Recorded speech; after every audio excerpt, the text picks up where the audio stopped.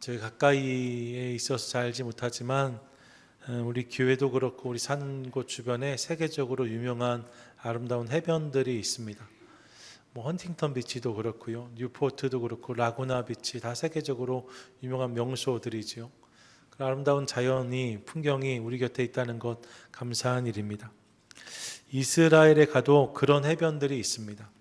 사진 몇 개 준비했는데요. 보시면 요 사진은 가이사랴라는 도시의 사진입니다. 한 장 더 보시면 가이사랴가 지중해 변에 있는 아름다운 미항인데요. 로마가 이 도시를 기획으로 하고 설계해서 건축해서 아름다운 유적을 가지고 있는 해변 도시로 자리 잡고 있습니다. 그런가 하면 그 밑에 요빠라는 미항도 있어요. 세계에서 가장 오래된 항구 중 한 곳인데 한 장 더 보시면 여러분 이게 요빠의 모습이거든요. 가이사랴와 요빠, 이스라엘의 대표적인 미항들인데 오늘 본문에서 이 아름다운 해안가 도시들을 배경으로 있었던 일들을 우리 가운데 들려주고 있습니다. 함께 그 이야기 속으로 들어가 보시지요. 오늘 배경은 이렇습니다.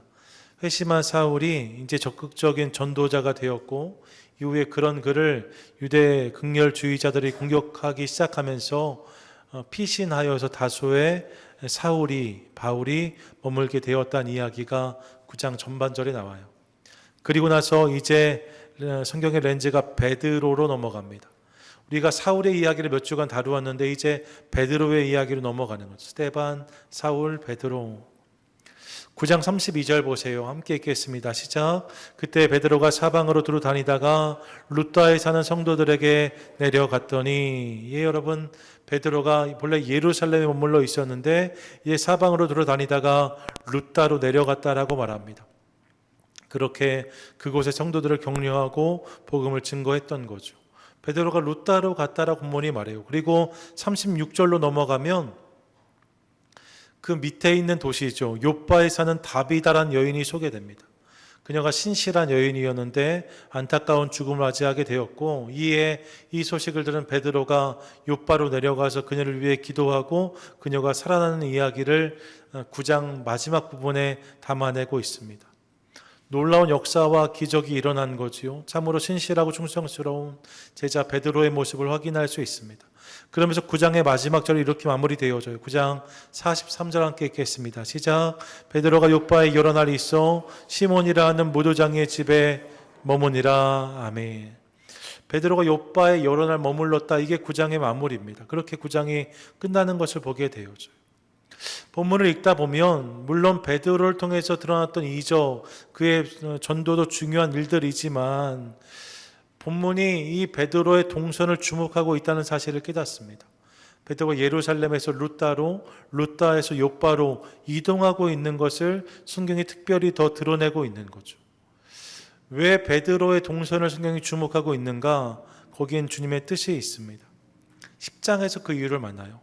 10장 1절이 이렇게 시작되어졌는데 1절 함께 읽겠습니다. 시작. 가이사랴에 고넬료라는 사람이 있으니 이달리아 부대라는 군대의 백부장이라. 아멘. 베드로가 요빠에 있었다는 이야기를 한 다음에 10장이 시작되어지는데 10장에선 가이사랴에 있는 고넬료라는 사람을 소개합니다. 그리고 가이사랴를 언급해요. 이 가이사랴는 요빠로부터 북쪽으로 30마일 정도 올라가야 만나는 도시입니다. 아까 사진 보셨잖아요.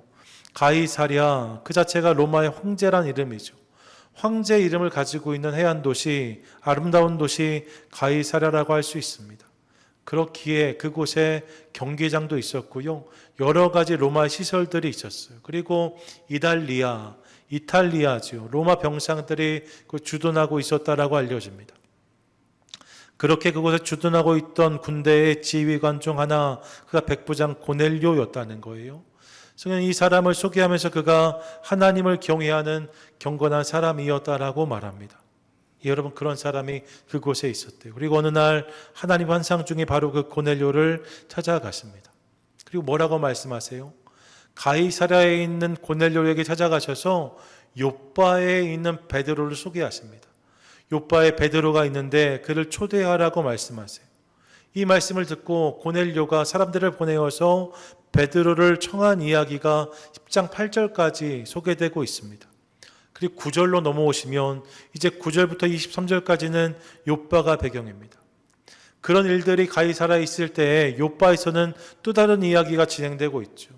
베드로, 그는 기도하는 사람이었어요. 이날도 제6시에 우리 시간으로 하면 정오입니다. 점심시간이 되었을 텐데 지붕에서 기도하고 이제 시장하여 내려가려고 하는데 그에게 환상이 보입니다. 내용이 이런 거예요. 하늘로부터 큰 보자기에 그릇이 담겨져 내려오는 거죠. 시장했던 베드로 입장에서는 침을 꿀꺽 삼켰을지 모릅니다. 무언가 맛있는 게 들어있지 않을까. 그런데 여러분, 그렇게 내려온 보자기가 펼쳐지고 그릇을 들여다보니까 그 안에 각종 네 발 가진 짐승과 기는 것과 공중에 나는 것들이 있었다라고 말합니다. 그런 짐승들이 그릇 안에 들어있었다는 거죠. 환상으로 보고 있는 거죠. 여러분, 이것을 본 베드로의 입장은 맛있겠다가 아니었어요. 의학이었습니다. 왜냐하면 지금 눈앞에 보이는 그 짐승들이 다 베드로의 입장에서는 못 먹을 짐승 그 자체였기 때문입니다. 레위기 11장을 보시면 이스라엘 백성들에게 금지된 부정한 동물들이 소개되고 있어요. 그 중에는 발굽이 아니라 발바닥으로 걷는 네 발 짐승들, 땅에 기는 것들, 그리고 새들 중에 일부 먹지 말라고 말씀하십니다. 이는 부정한 짐승이라고 분명히 말씀하세요. 그러니까 베드로 입장에서는 그것을 엄두도 낼 수 없는 거예요. 부정한 거니까, 더러운 거니까 이것을 먹으면 안 된다는 생각이 그에게 있었던 거죠. 그래서 의학하고 물러서는데 문제는 그때 하늘에서 소리가 들렸다는 거예요. 13절이죠. 어떤 소리가 들립니까? 베드로야 일어나 잡아 먹어라 합니다. 금식이 길어지면 가장 은혜가 되는 말씀 중 하나가 이 말씀이거든요. 일어나 잡아 먹어라. 이 음성이 들렸다는 거예요. 베드로 깜짝 놀랍니다. 하지만 그는 이를 거부합니다. 14절이죠.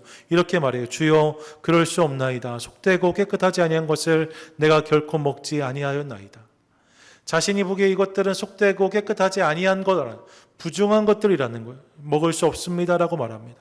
그랬더니 다시 음성이 들리죠. 15절입니다. 하나님께서 깨끗하게 하신 것을 내가 속되다 하지 말라고 했습니다. 하나님께서 깨끗하다고 하시니 속되다 하지 말라고 음성이 들려왔다는 거예요. 16절을 보시면 이런 일이 3번이 있었고 이후에 이 그릇이 하늘로 올라갔다라고 말씀합니다. 그러니까 잠깐의 환상이었는데 잡아먹으라, 안 됩니다. 속되다 하지 말라. 잡아먹으라, 안 됩니다. 속되다 하지 말라.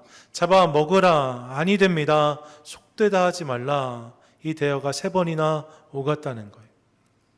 그렇게 환상이 끝나고 베드로는 의아했을 것입니다. 점심때라 배가 고파서 이런 꿈을 꾸었나 이런 생각을 했을지도 몰라요. 그렇게 지붕에서 내려오는데 마침 그때 문 밖에 몇몇 사람들이 찾아와서 문을 두드리기 시작합니다. 베드로를 찾는다라고 말하는 거예요. 순간 베드로는 방금 보았던 환상을 떠올립니다.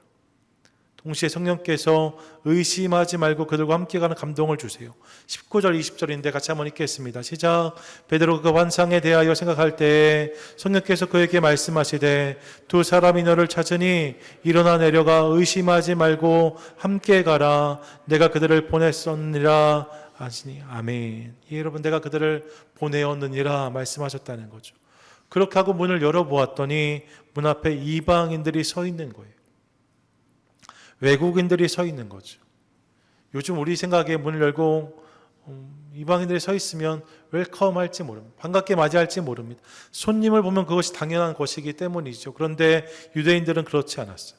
유대인들은 이방인들을 기본적으로 부정하게 생각했습니다. 상종하지 못할 존재로 여겼습니다.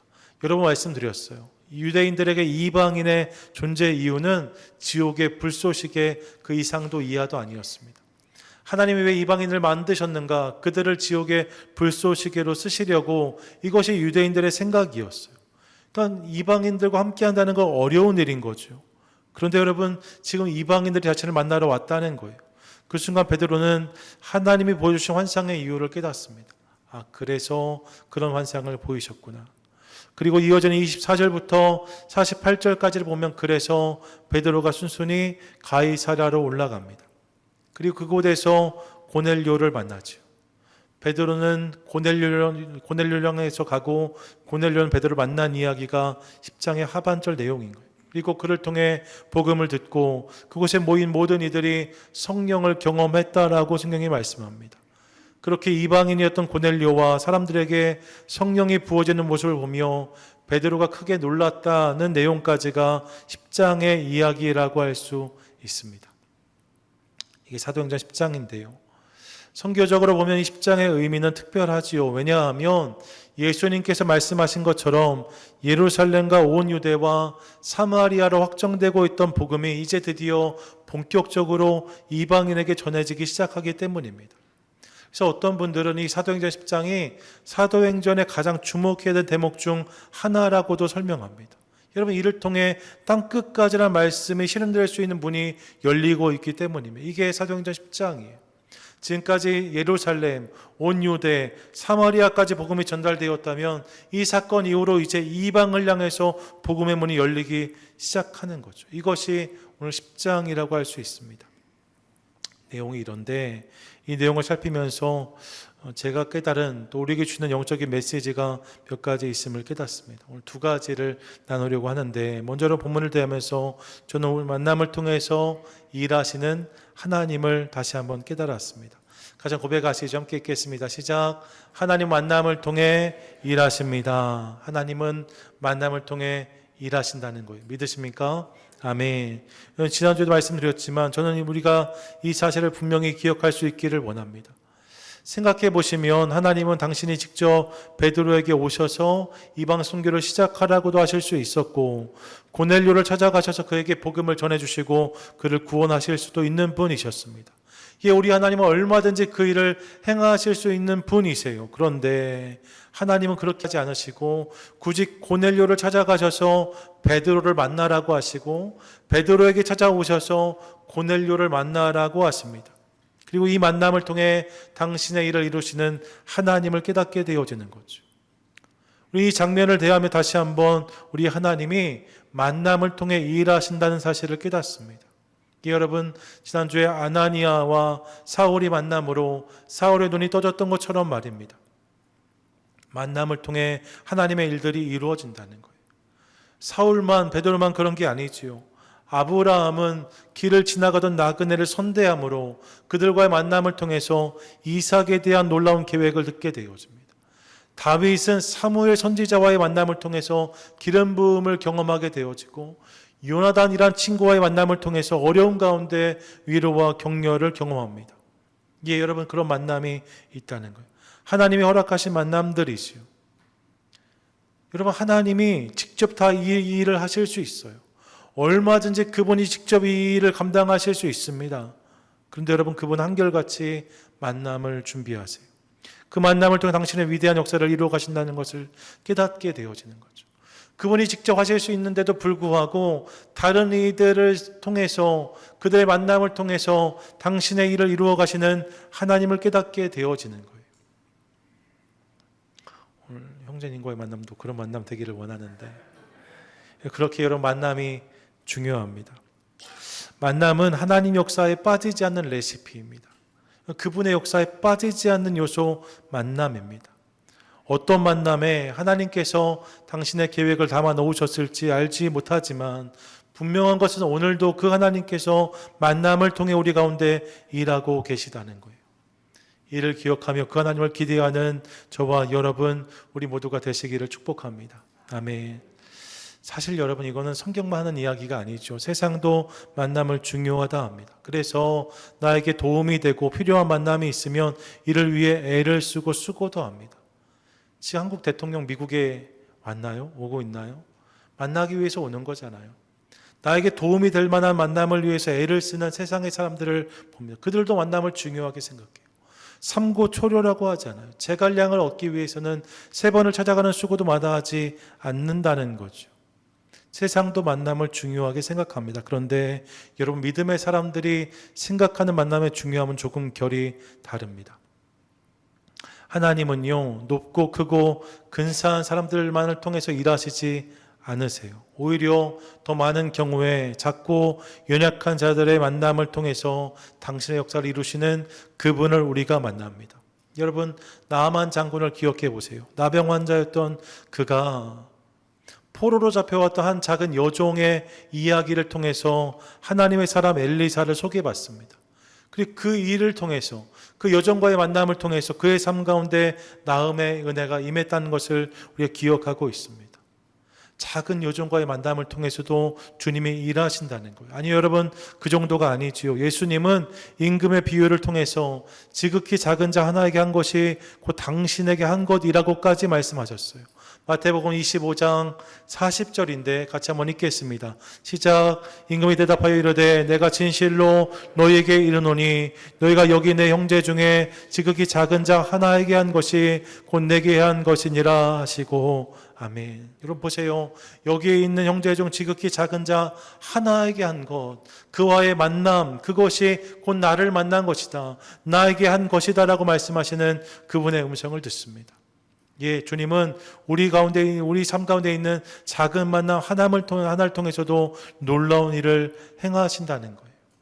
그러므로 사랑하는 여러분, 우리 삶에 허락된 모든 만남을 더욱 소중히 여기는 성도 저와 여러분 되시기를 축복합니다.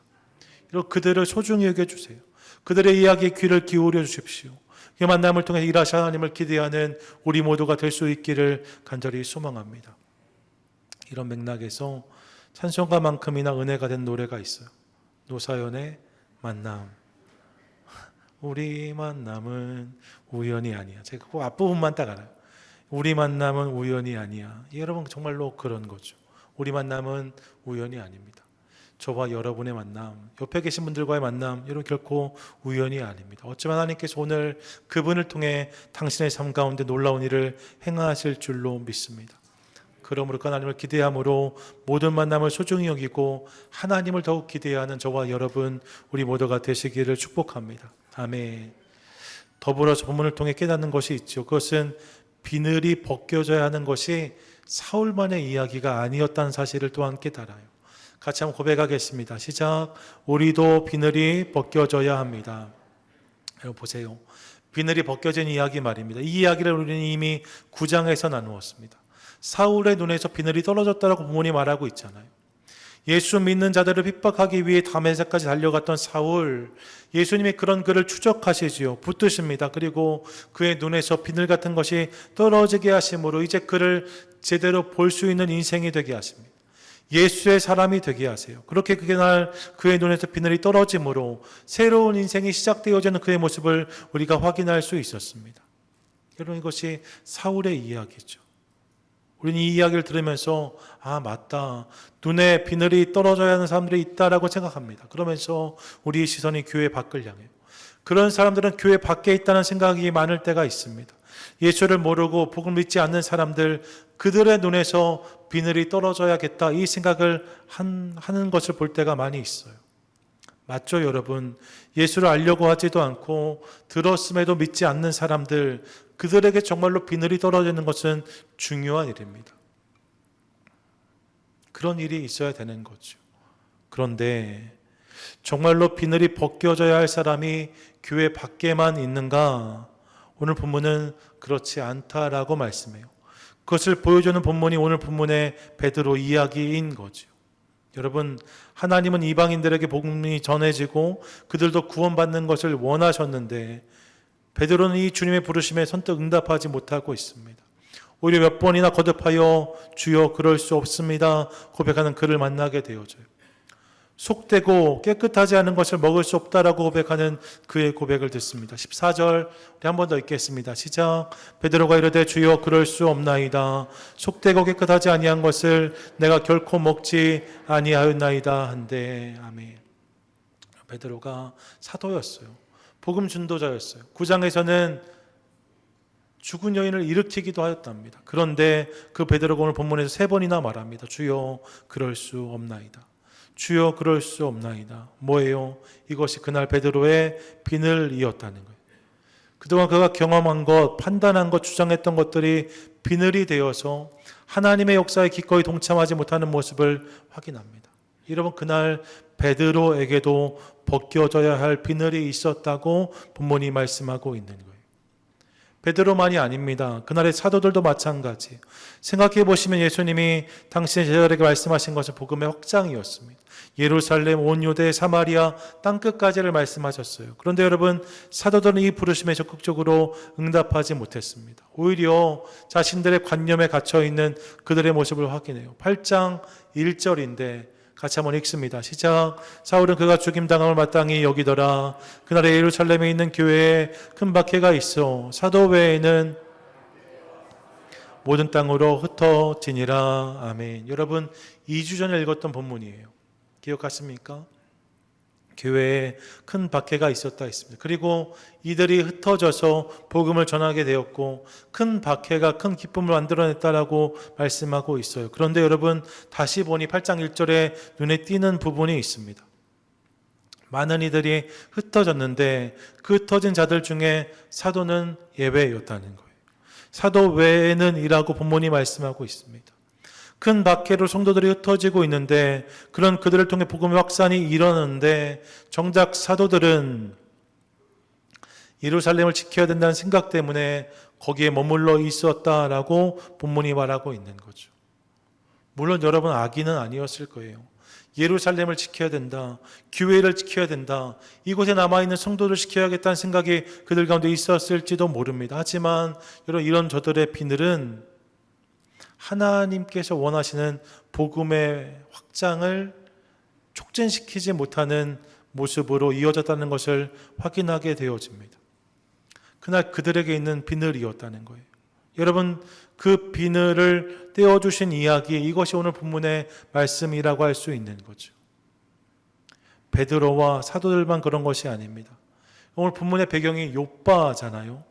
욥바 하면 떠오르는 선지자가 하나 있습니다. 그가 누구지요? 그가 요나입니다. 여러분, 요나 1장을 보시면 니느웨에 가서 말씀을 전하라는 하나님 말씀을 거부하며 선지자 요나가 욥바로 내려가는 모습을 확인합니다. 니느웨로 가라고 하셨는데 니느웨로 가려고 하지 않고 정반대인 다시스로 가려고 배를 타기 위해서 욥바로 내려가는 그의 모습을 확인해요. 요나서 1장 3절인데 같이 한번 읽습니다. 시작. 그러나 요나가 여호와의 얼굴을 피하려고 일어나 다시스로 도망하려 하여 욥바로 내려갔더니 마침 다시스로 가는 배를 만난지라. 여호와의 얼굴을 피하여 그들과 함께 다시스로 가려고 배삭스를 주고 배에 올랐더라. 아멘. 여러분, 이것이 그날 하나님의 선지자 요나에게 있는 비늘이었음을 깨닫습니다. 하나님의 선지자 요나에게도 비늘이 있었다는 거예요. 늘 자신들을 공격하고 괴롭혔던 아수르, 니느웨 사람들, 그들은 심판의 대상이지 은혜의 주인공이 될 수 없다는 생각이 그에게 있었답니다. 그래서 하나님 말씀도 거부하고 배에 올랐던 한 사람, 그가 요나였다라고 말해요. 그런 자신의 감정이, 그런 자신의 원망이, 그런 자신의 생각이 비늘이 되어서 하나님의 역사에 참여하지 못하는 그의 모습을 깨닫게 되어지는 거죠. 이 요나서는 그런 이야기입니다. 그렇게 요나의 비늘을 벗겨주시려는 하나님과 끝까지 그 비늘을 벗지 못하고 고집을 피우는 요나의 이야기가 요나서에 계속되고 있는 것을 깨닫습니다. 비늘이 벗겨진 이야기, 이것은 사울에게만 필요한 이야기가 아니었다는 거예요. 베드로에게도 이 이야기가 필요했고 사도들에게도 이 이야기가 필요했고 요나에게도 이 이야기가 필요했다는 거죠. 예수 그리스도의 사도들에게도 하나님의 선지자에게도 그들이 몰랐던 비늘이 있었다라고 성경은 말씀하고 있습니다. 그렇다면 여러분, 우리도 마찬가지예요. 예수를 믿고 교회에 나오고 예배를 드리지만 그럼에도 불구하고 여전히 나에게 있는 비늘이 있을 수 있습니다. 그것을 깨닫는 것이 중요합니다. 1960년대 미국 남부 지역에서 빌리 그레함 목사님이 대형 집회를 열 때의 이야기입니다. 남부 지역을 바이블 벨트라고 하잖아요. 신앙 좋고 오래 믿었던 사람들이 머무는 지역, 바이블 벨트라고 알려져 있습니다. 그래서 빌리 그레함도 큰 기대를 가지고 이 집회를 준비했어요. 여러분, 지역의 교회 지도자 몇몇 사람들이, 장로님 몇 분이 빌리 그레함 목사님을 찾아왔습니다. 기대를 하고 만났어요. 무슨 이야기를 하려고 저들이 찾아왔을까? 그런데 여러분, 그들이 빌리 그레함 목사를 찾아와서 한 이야기는 이런 것이었습니다. 지금까지 우리 지역에서는 단 한 번도 흑인과 백인이 함께 앉아 예배를 드린 적이 없습니다. 그러니 백인 집회, 흑인 집회를 따로 열어주십시오. 이렇게 요구했다는 거예요. 놀랍지 않습니까? 가장 믿음이 좋은 사람들이라고 생각했는데, 가장 신앙이 깊다고 생각했는데 그들이 이런 제안을 했다는 거예요. 우리 지역에서 한 번도 백인과 흑인이 함께 예배드린 적이 없으니 집회를 따로 열어달라, 이 요구를 했다는 거죠. 빌리 그레이엄 목사는 당연히 이를 수용하지 않았어요. 결국 한 번의 집회가 준비되었고 그 집회에 모든 이들이 초대를 받습니다. 이를 불편해했던 백인 성도들 중 일부는 아예 참석을 포기했고 참석한 사람들도 불만이 가득한 표정으로 앉아 있었다고 전해져요. 그런데 그 집회에 놀라운 성령의 역사가 있었고 참석한 이들이 많은 은혜를 경험하게 되었습니다. 그리고 집회를 반대했던 백인 장로 한 사람이 이후에 빌리 그레이엄 목사님을 찾아와서 이렇게 고백했다고 알려져요. 내가 주장한 교회의 전통이 하나님의 뜻을 막는 모습이었음을 깨달았습니다. 내가 주장했던 교회의 전통이, 내가 주장했던 신앙의 전통이, 내가 주장했다, 맞다고 말했던 모든 주장들이 하나님의 뜻을 막는 것이었음을 이제 깨달았다라고 고백했다는 거예요. 이런 그날 그들에게도 그런 비늘이 있었던 거죠. 주여 그럴 수 없나이다. 주여 그럴 수 없나이다. 이 비늘이 그들에게도 있었다는 것을 깨닫습니다. 그렇다면 이제 우리는 우리 자신에게 질문해야 돼요. 여러분, 오늘 우리에게 있는 비늘은 무엇입니까? 오늘 여러분에게 있는 비늘은 무엇입니까? 오늘 내가 가지고 있는 편견과 아집은 무엇입니까? 오늘 일하신 하나님께 온전히 내가 반응하지 못하도록 나를 붙잡고 있는 주장과 전통은 무엇입니까? 그것을 깨닫는 은혜가 우리 가운데 있게 되기를 간절히 소망합니다. 모든 경험과 전통을 다 부정하는 것이 아닙니다. 우리가 지켜야 되고 갖고 와야 되는 전통과 경험들도 물론 있고 많습니다. 하지만 여러분, 혹시 그것 때문에 오늘 그분이 하시는 일들을 깨닫지 못하고 누리지 못한다면, 오히려 그분에 대해서 묻지 않고 무조건 제안하고 반대하는 거리가 된다면 여러분, 그것은 오늘 내 안에 있는 비늘일 수 있어요. 오늘 말씀을 통해 주님은 그 비늘을 벗어버리라고 말씀하십니다. 그러므로 오늘 저와 여러분의 삶 가운데 이 비늘이 벗겨지는 은혜가 임하게 되기를 간절히 소망합니다. 이를 통해 우리의 경험과 생각의 울타리를 넘어서 우리의 지경이 넓어질 수 있기를 간절히 원해요. 그리고 이를 통해 하나님 부름과 역사에 참여하는 그런 성도 저와 여러분 되시기를 축복합니다. 그때 우리 삶 가운데 하나님의 역사, 그분의 장이 열리게 될 줄로 믿습니다. 아멘. 이게 오늘 베드로의 이야기인 거예요. 본문을 보세요. 그럼 그렇게 베드로가 비늘을 벗고 이방인들에게 나아간 결과가 무엇입니까? 44절부터 46절까지는 이렇게 말씀하는데 함께 읽습니다. 베드로가 이 말을 할 때 성령이 말씀듣는 모든 사람에게 내려오시니 베드로와 함께 온 할례 받은 신자들이 이방인들에게도 성령 부어주심으로 알미암아 놀라니 이는 방언을 말하며 하나님 높임을 들음이러라. 아멘. 여러분, 비늘을 벗어버리고 이방인들에게 갔더니 어떤 일들을 경험했다라고 말씀합니까? 이방인들에게 성령이 부어지는 것을 보게 되었답니다. 그들이 방언을 말하고 하나님을 찬양하는 소리를 들었다라고 말하고 있어요. 비늘이 벗겨진 자들이 누릴 수 있는 특권인 거죠.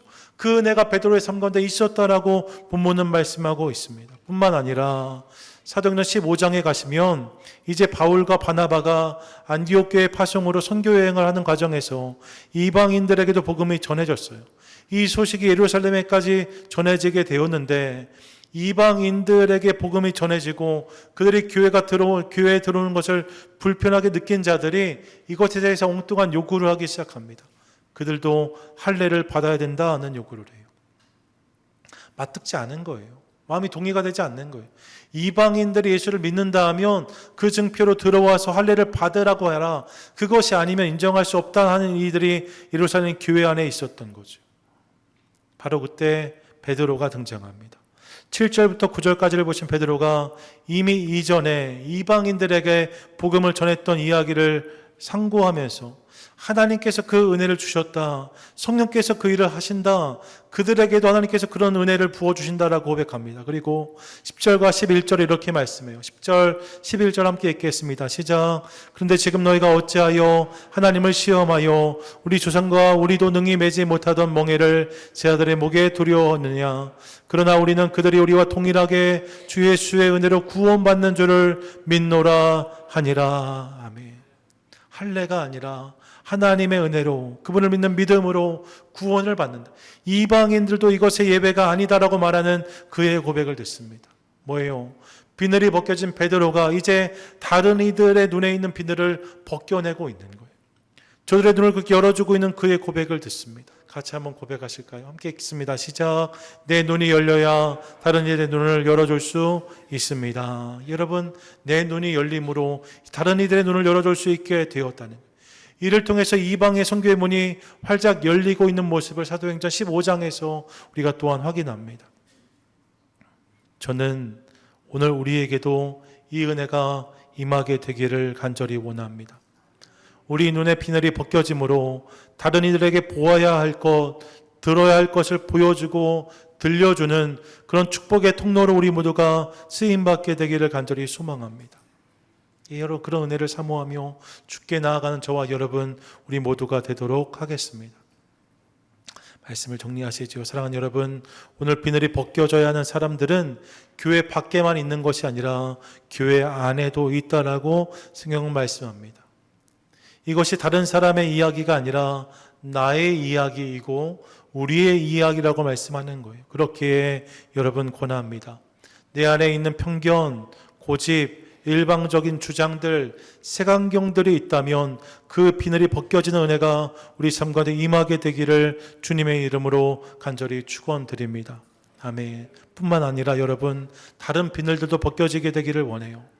자신을 둘러서 아람 군대 앞에서 두려움에 떨 때에 눈이 열림으로 불말과 분병거를 보았던 엘리사의 종 이야기를 기억합니다. 열왕기하 6장 17절 말씀이죠. 여러분, 그 종이 그랬던 것처럼 우리 안에 두려움의 비늘도 벗겨지는 은혜가 있게 되기를 소망합니다.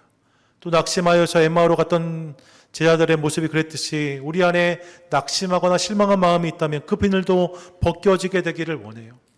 의심과 불신앙, 부정적인 비늘들이 벗겨지기를 원합니다. 그리고 여러분, 이 모든 비늘들이 벗겨짐으로 이제 눈이 열려 주님이 원하시는 것들을 바로 보고 깨닫는 우리 모두가 될 수 있기를 간절히 소원합니다.